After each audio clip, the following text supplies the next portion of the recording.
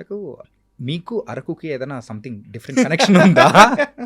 ఎందుకంటే తెలుగు ఇండస్ట్రీకి మీరు పరిచయం అవ్వడానికి ద రీజన్ ఉమామహేశ్వర ఉగ్రరూపస్య.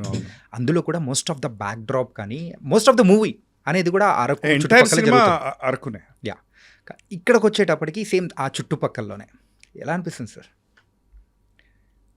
అది అక్కడికి వెళితే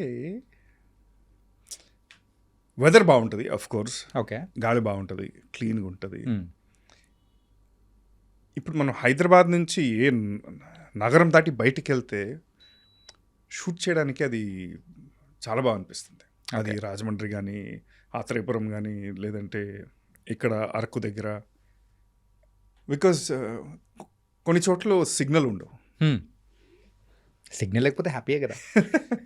తర్వాత ఐ మీన్ స్టార్టింగ్లో ఇబ్బంది అనిపిస్తుంది, అరే I don't know what's happening, ఇన్స్టాలో ఎవరు మెసేజ్ పెట్టారో ఎవరు కాల్ చేశారో ఇవన్నీ జరుగుతున్నాయి.